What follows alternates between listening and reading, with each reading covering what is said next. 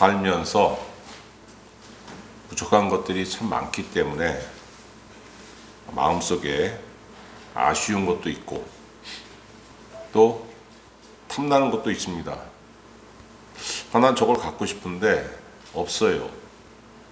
그런데 내가 갖고 싶은 그걸 누가 갖고 있으면은 참 귀해 보이고 탐스럽습니다. 거기까지 괜찮습니다. 뭐 그렇죠. 근데 이게 이제 잦아지면은 내 자신이 한심해 보여요. 아, 나는 이렇게 한심하지?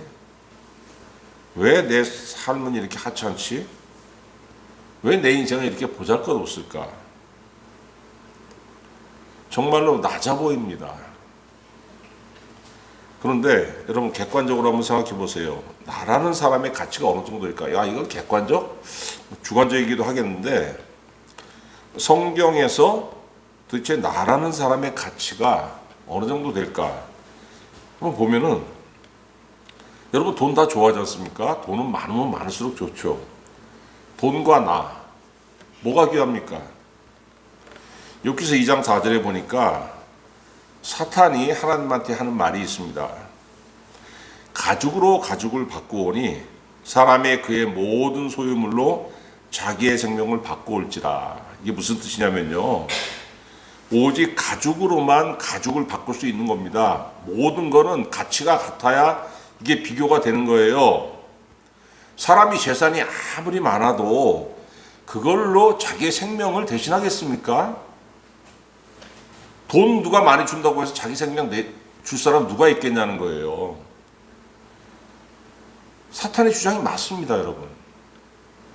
누가 나한테 몇백억 원을 준다고 해서 네 목숨 내놔. 누가 주겠습니까? 당연한 거죠. 또 오늘 예수님도 말씀하시잖아요. 26절에 사람이 만일 온 천원을 얻고도 제 목숨을 잃으면 무엇이 유익하리요? 사람이 무엇을 주고 제 목숨과 바꾸겠느냐? 세상 다 준다고 해도 이런 일은 있을 수가 없어요. 근데 이런 있을 수 없는 일이 생긴다고 해도 내가 온 세상에 권력을 쥐는 순간 난 죽어. 그럼 누가 하겠습니까, 그거? 차라리 그냥 별 볼 일 없는 그 상태로 살아가는 게 낫죠. 또 여러분, 사람이 뭐에 목숨 걸어요? 아쉬운 게 많지 않습니까? 아, 이것도 필요하고 저것도 필요한데 왜 없어? 짜증나고 한심해 보이고 신경질 나고. 근데 그게 네 목숨보다 중하냐? 예수님 물어보시잖아요. 마태복음 6장 25절. 목숨을 위하여 무엇을 먹을까, 무엇을 마실까, 몸을 위하여 무엇을 입을까 염려하지 말라. 목숨이 음식보다 중하지 아니하며 몸이 유혹보다 중하지 아니하냐. 먹고 마시는 문제, 그러니까 인생이죠. 삶. 생계 때문에 싸우고 다투고 하는데, 야, 그거 아무리 그래봤자 네 목숨이 정말 중요한 거야. 그러니까 결론이 뭡니까? 네가 제일 중요해, 네가. 하나님은 우리에게 그렇게 말씀하신다는 거예요. 아니, 그런데 어느 순간에 내 생명보다 하찮은 이런 것들이 오히려 나는 그걸 최고의 가치로 여기고 살게 됩니다. 그렇잖아요. 내 생명 귀한 거 아는데 그 실제로 귀하다고 느끼는 사람 누가 있습니까? 아유, 내 생명, 내 생명 이런 사람 어디 있어요? 돈 좀 있었으면, 뭐 좀 있었으면, 이러죠. 왜 그렇습니까, 여러분? 그런 것들이 없기 때문에 인생이 힘들어요. 근데 그런 것들이 많으면은 내 인생이 풍요롭고 아름다워질 거라고 생각하기 때문입니다. 실제로 그렇고요. 자, 맞는 말입니다. 돈이 많으면 많을수록 인생 풍요롭죠. 그리고 편안합니다. 그런데 여러분, 여기에 올인할 가치가 있는가 과연? 그러니까 속된 말로 돈에 환장한다 그러죠. 그게 가치가 있냐는 거예요. 여러분, 그 본질이 뭐냐면은 허무예요, 허무. 그래서 돈에 올인하는 사람은 삶이 어떻게 되냐면 허무해집니다. 허무해져. 하나님 보시기에 그 인생이 허무합니다. 이사야 2장 22절 너희는 인생을 의지하지 말라. 그의 호흡은 코에 있나니 새말 가치가 어디에 있느냐. 돈에 환장한 인생, 돈에 올인하는 인생, 그거 뭐 가치가 있냐. 그거 숨 딱 막히면 끝나는 거 아니야. 인간 보기에도 마찬가지죠. 모세가 뭐라고 했습니까? 시편 90편 10절에 우리의 연수가 70이요 강걸으면 80이라도 그 연수의 자랑은 수고와 슬픔뿐이요 신속히 가니 우리가 날아가나이다. 여러분, 돈 많은 사람이나 돈이 없는 사람이나 이거 똑같이 느끼는 거예요.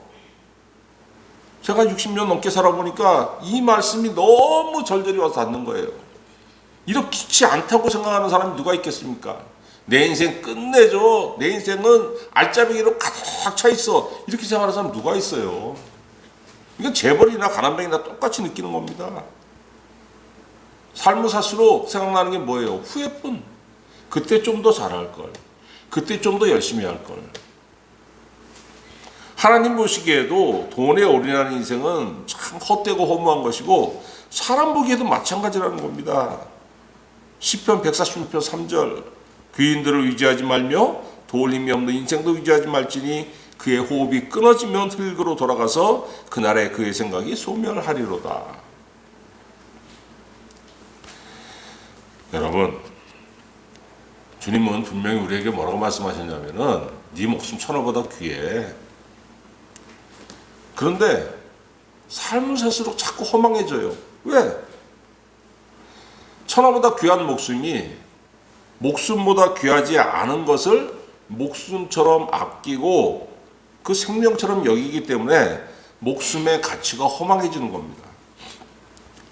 그런데 왜 그렇게 돈에 올인하는 거지?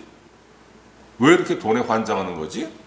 잠언 18장 11절에 부자의 재물은 그의 견고한 성이라 그가 높은 성벽같이 여기느니라. 맞는 말씀이죠. 재산이 100억인 사람하고 재산이 1억인 사람하고 어떻게 같겠습니까?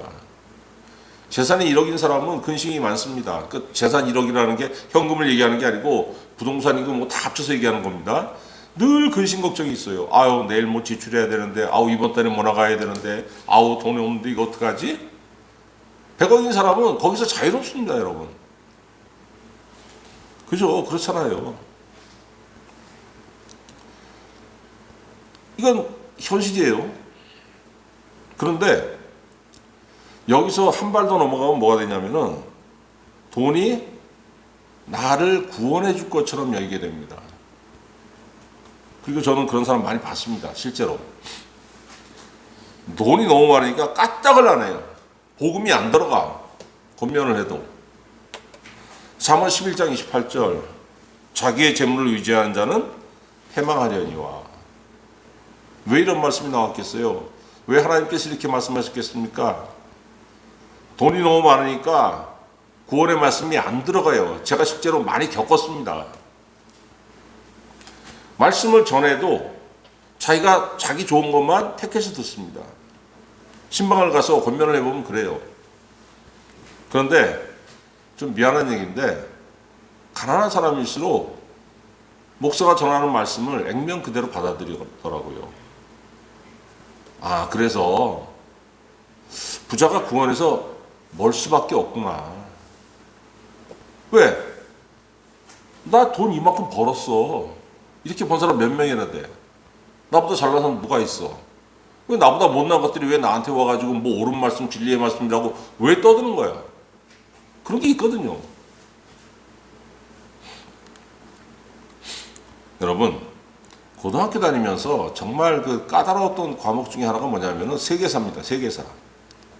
아니, 한국사는 그냥 요만한 땅덩어리 안에서 그냥 이렇게 벌어진 일들이니까 이건 그래도 좀 이렇게 보면 알겠는데 세계사는 뭐 이렇게 복잡합니까? 서양, 동양 다 올라가지고 그러니까 공부하다가 까딱 놓치면 도대체 뭔 말을 하는지도 모르겠고 그럼 뭐 누구나 다 마찬가지일 거예요. 특별히 공부 잘하는 사람 빼고는. 그런데 여러분 그 돈의 흐름을 알고 나니까 그러니까 경제사죠. 경제사가 돈의 흐름을 추적하는 거예요. 그 공부를 해보니까 세계사가 너무너무 쉽습니다. 왜 세계사가 너무너무 쉽냐면은 인류의 역사는 돈을 따라 발전하는 거예요. 돈줄이 저기 있다 그러면은 사람들이 그걸로 몰려요. 거기가 발전합니다. 그러다 보면 거기가 어느 정도 지나면 쇠퇴하겠죠? 돈줄이 저기 있다 그러면 사람들이 또 그걸로 갑니다. 그럼 거기가 또 발전을 해요. 거기가 패권을 잡고 막 세계를 인도해 나갑니다. 인류 역사에서 전쟁이 얼마나 많았습니까? 뭐 종교 전쟁이다, 뭐 전쟁이다 하는데 다 거짓말이고 여러분 전쟁의 90% 넘게 원인은 돈이에요. 근데 돈이라고 하면 치사하잖아요. 그러니까 무슨 종교 전쟁이니 무슨 정의를 위한 전쟁이니 다 제목을 갖다 붙이는 건데 실제로 이권이 있으니까 우리가 이기면 저기서 어마어마한 이권을 차지할 수 있으니까 전쟁을 하는 겁니다. 인간의 역사가 이렇게 하나님 보시기에 허망한 것들 이런 거를 추구하면서 발전해 왔기 때문에 그 인간 개인도 그 안에 다 속해 있는 거 아닙니까? 그러니까 개인의 삶이 허망해지는 거예요. 세상이 갈수록 험악해지는 겁니다. 50년 전에 비해서 지금 세상 임신 얼마나 나빠졌습니까? 얼마나 각박해졌어요. 러시아하고 우크라이나가 싸우고 있습니다. 러시아가 이런저런 이유를 들어가지고 침략을 정당화하고 있지만은 여러분 그 러시아와 우크라이나 전쟁의 핵심이 뭐냐면 돈바스 땅 거기를 그 휴전하려면은 너 휴전하고 싶어? 그 땅 내놔. 이게 러시아의 요구잖아요. 돈바스 땅이 도대체 뭐길래? 거기는 공업지대예요, 공업지대. 우크라이나의 모든 공업이 거기에 몰려 있고 소련 시절에 그 우크라이나가 소련에 편입돼 있을 때 한나라일 때 거기서 많은 공업물이 러시아로 흘러 들어왔습니다.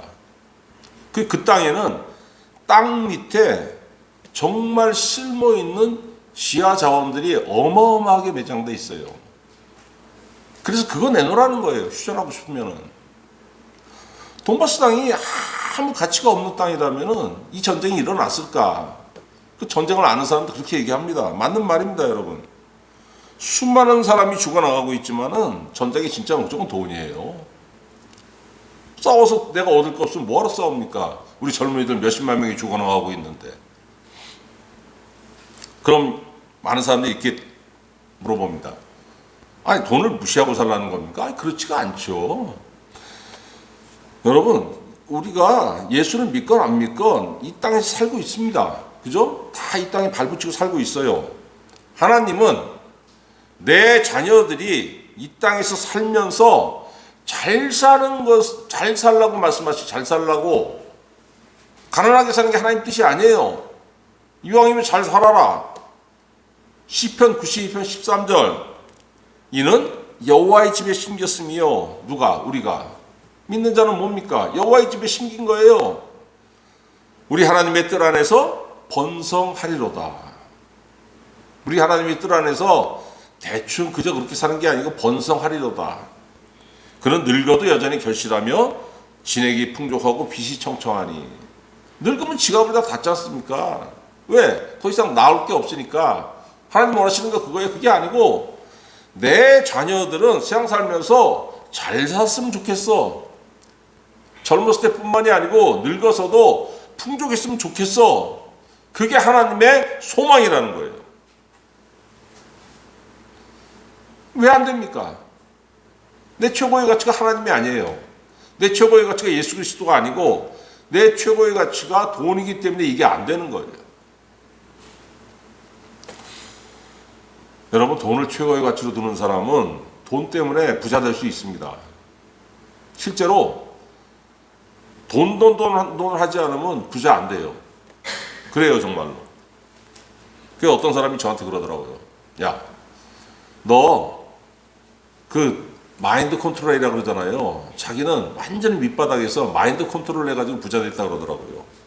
그래서 난 할 수 있어. 난 부자 될 수 있어. 이거를 하루에 수백 번씩 외우라는 거예요. 저한테. 그래? 그 사람이 한 걸 가만히 보니까 그 사람이 마인드 컨트롤을 하니까 돈이 그 사람한테 따라 붙더라고요. 근데 제가 또 뭘 봤냐면은 그거 따라 붙으면서 사탄이 따라 붙는 게 보여요. 왜? 그 마인드가 돈이 오직 최고라는 거에 기반이 세워졌거든. 돈 앞에서 형제고모가 없습니다. 실제로 말이 그렇게 나와요. 하나님 주신 마음입니까 그게? 하나님은 너희들 돈 잘 벌고 잘 먹고 잘 살길 원해 이렇게 말씀하시지만은 최고의 가치는 누굽니까? 하나님 자신이 해야 되는 거예요. 근데 최고의 가치가 하나님이 아니고 돈이니까 살면서 어떻게 되는 겁니까? 인생이 허망해지는 거예요. 그런데 예수 그리스도를 믿어 영생을 얻고서 하나님과 예수 그리스도가 인생의 최고의 가치인 사람은 그 가치가 허망해지지 않습니다. 여러분, 사람들은 생명을 육체로만 생각합니다. 이 몸뚱아리. 그래서 생명을 잃으면 모든 것이 끝이라고 생각해요. 왜 그렇겠습니까, 여러분? 우리가 생명을 다른 말로 뭐라 그래요? 목숨이라 그러잖아요. 오늘 본문 말씀 뭐라 그래요? 누구든지 제 목숨을 구원하고자 하면 잃을 것이요. 예수님도 목숨이라고 그럽니다. 물론 번역할 때 목숨이라고 쓴 건데 이게 목숨이라는 게 무슨 뜻이냐면 목이에요, 목. 숨. 이게 국모 돌아가신 임종을 본 사람은 이해할 겁니다. 마지막 숨을 돌아가실 때 물론 100%다 그런 건 아닙니다. 근데 많은 분들이 돌아가실 때 마지막 숨을 목에서 내요. 호흡이 잘 안 되니까. 그리고 이걸 하다 보면은 돌아가세요. 호흡이 안 되니까 목에서 하는 소리가 나는 거예요. 사람들이 보기에 목으로 숨쉰다 그러잖아요, 그걸. 그래서 목숨이라 그러는 겁니다. 그러니까 곧 끊어지지 않습니까? 목에서 숨쉬는 게 그걸 잃으면 그 목숨 잃는다, 죽는다, 끝난다. 그거예요. 근데 여러분, 주님 뭐라고 했습니까? 오늘 본문 말씀 다시 읽으면은 25절 보세요. 누구든지 제 목숨을 구원하고자 하면 잃을 것이요, 누구든지 나를 위하여 제 목숨을 잃으면 찾으리라. 너희가 나를 위해서, 예수 그리스도를 위해서 너의 목숨을 희생하면은 반드시 다시 찾은다고 말씀하셨어요. 뭔 말이지? 어떻게 다시 살지? 심지어 한 번 말씀하신 게 아닙니다. 마태복음 10장 39절 자기 목숨을 얻는 자는 잃을 것이요 나를 위하여 자기 목숨을 잃는 자는 얻으리라. 요한복음 12장 25절 자기 생명을 사랑하는 자는 잃어버린 것이요 이 세상에서 자기 생명을 미워하는 자는 영생하도록 보존하리라. 여러분, 이때 다시 사는 거는 육체로 숨쉬는 이 몸뚱아리가 다시 산다고 말씀하시는 게 아니고 영의 생명, 부활할 수 있는 생명, 천국에서 영원히 살 수 있는 생명, 영적 생명으로 다시 산다고 말씀하시는 겁니다. 예수님이 우리에게 네 목숨이 천하보다 귀하다고 말씀하셨는데 정말로 천하보다 귀한 가치는 뭐냐면은 영적 생명이에요. 육체의 생명은 나를 위한 생명 아닙니까? 근데 영적 생명은 누구를 위한 생명입니까? 예수 그리스도를 위해서 하는 생명이에요. 이 생명 어떻게 얻습니까? 어마어마하고 대단한 방법이 있는 게 아니에요. 요한복음 6장 63절 살리는 것은 영이니 육은 무익하니라. 그럼 영은 뭐요? 내가 너에게 이른 말은 영이요 생명이라. 예수님의 입에서 나온 모든 말씀이 영이요 생명이라고 말씀하셨습니다. 나오는 말씀 자체가 영이고 생명이기 때문에 그 말씀이 내 안에 들어오면은 나에게 영적 생명이 시작되는 거예요. 영적으로 산다. 산다. 무슨 앉아가지고 무슨 하루에 10시간씩 무슨 100일 기도하고 그런 게 아니라는 거예요, 여러분. 내 안에 뭐가 있어야 되냐면은 예수 그리스도의 말씀, 하나님의 입에서 나오는 모든 말씀이 내 안에 있으면은 내 안에 뭐가 시작되면 영적 생명이 시작되는 거예요. 근데 그런 분들 뭐해? 누가 알아줍니까? 세상 아무도 그런 거 세상 알지를 않습니다. 알고 싶어 하지도 않고, 너 돈 얼마 있어? 너 학위가 뭐야? 너 아는 기술이 뭐야? 너 나한테 얼마나 이익돼? 이거 따지죠. 그런데 여러분, 세상은 그런 걸 알아주지 않지만 하나님은 평가하신다는 거예요. 네 생명 뭐지? 네 안에 내 말씀이 어느 정도 몇 퍼센트 들어있지?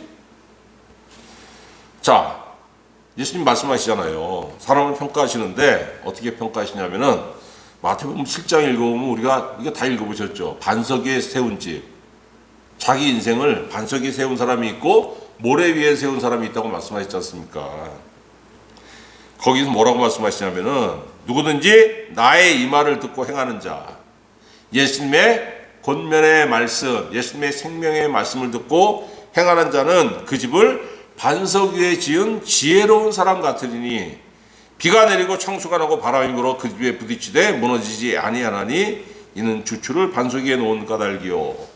인생에 폭풍우 같은 환난이 올지라도 예수님의 말씀으로 자기를 세운 사람은 무너지지 않는다는 거예요. 인생의 폭풍우가 불어오면 힘들죠. 다 마찬가지입니다. 힘들지 않은 사람 누가 있습니까? 홍수가 나면 모든 사람한테 홍수가 나는 것이고 산사태가 나면 모든 사람한테 나는 거예요. 그럼에도 불구하고 예수님 말씀하신 게 뭐냐면은 자기 인생을 하나님의 말씀의 반석 위에 세운 사람은 무너지지 않는다는 거예요. 그런데 모래 위에 세운 사람은 어떻습니까? 나의 이 말을 듣고 행하지 아니하는 자는 그 집을 모래 위에 지은 사람, 어리석은 사람 같으니 비가 내리고 창수가 나고 바람이 불어 그 집에 부딪힘에 무너져 그 무너짐이 심하니라. 그래도 인생이 완전히 망가졌을 때 망가지고 난 후에도 깨닫고 그건 복된 겁니다. 저번에 말씀드렸지만 기도원에 가면 그런 사람 많습니다. 인생 다 망하고 난 다음에 하나님 살려주시옵소서 하고 오는 사람들 많아요. 그 얼마나 복됩니까? 그대로 있으면은 망한 채로 인생 끝나는 건데 그럼 현세만 망합니까? 아니죠.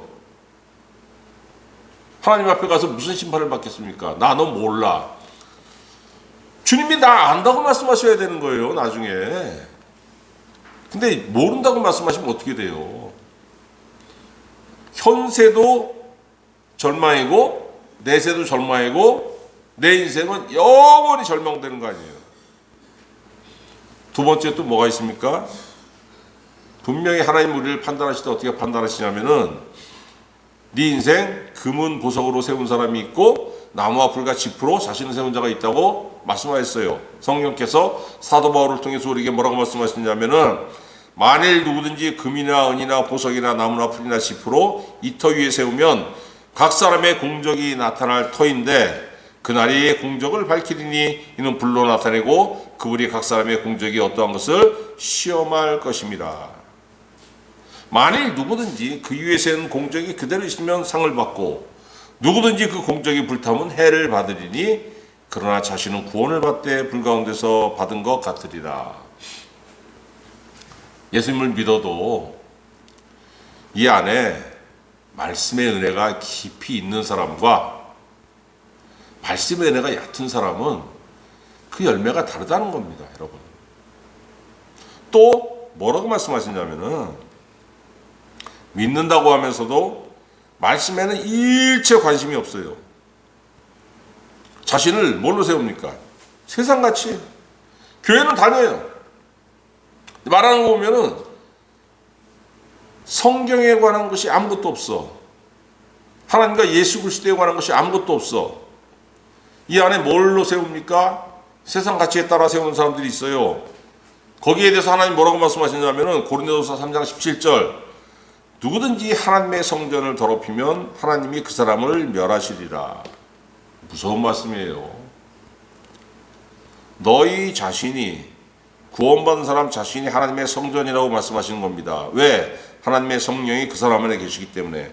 그런데 하나님의 성령이 너희 안에 계시니까 너희를 뭘로 세워나가야 되냐면은 하나님의 말씀을 따라서 세워나가야 되는데 하나님의 말씀에 대한 관심은 0.0001%도 없고 모든 것이 그냥 세상 가치에 따라 가지고 돈 하면서 권력 하면서 이렇게 살면은 그게 하나님의 성전을 더럽히는 거라고 말씀하시잖아요.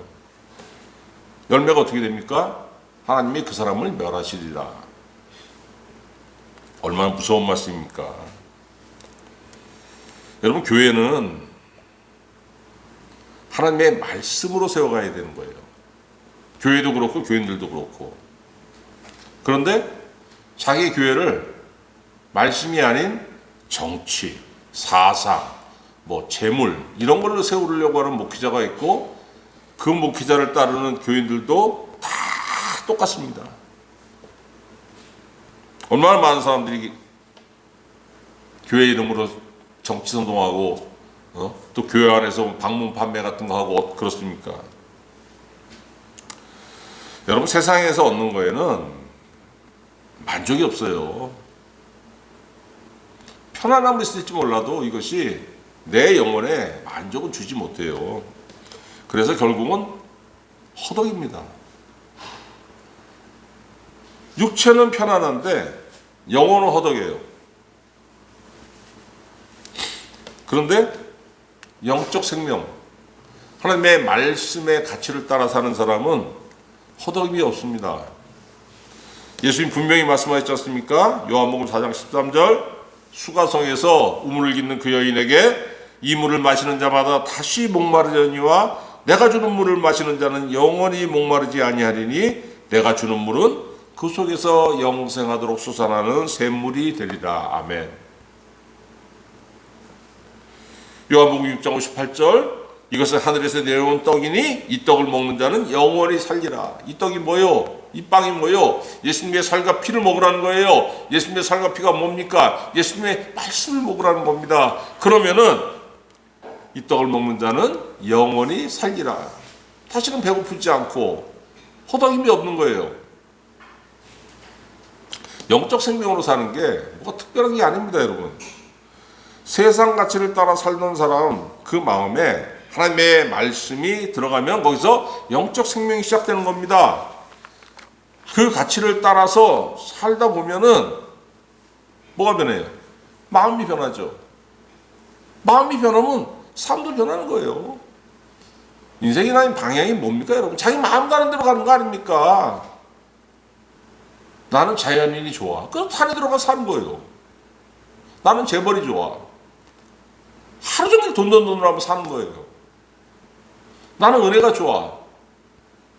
그럼 성경 읽고 기도하겠죠.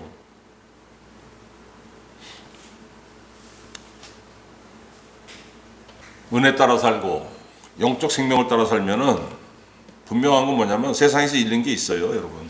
있죠. 그런데 하나님에게서 얻는 것이 있습니다. 하나님에게서 얻는 것이 있어요.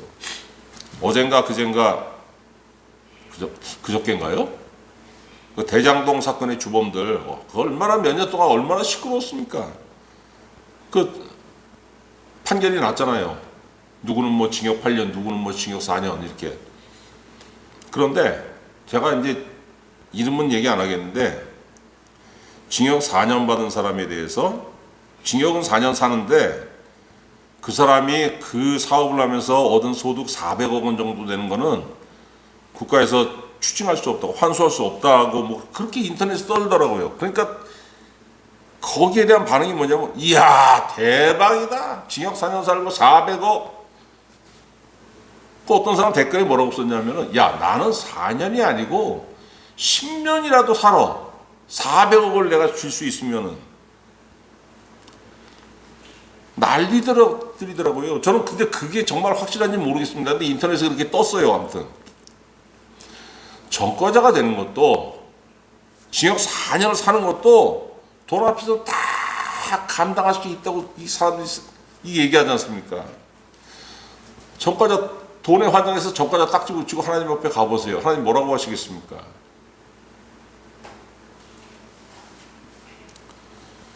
여러분, 내 하나님께서 영적 생명으로 사는 성도들에게 주신 것이 있습니다. 잠언 22장 4절에 겸손과 여호와를 경외함의 보상은 재물과 영광과 생명이니라. 세상에서 누가 내 목숨 따위에 관심을 갖겠습니까?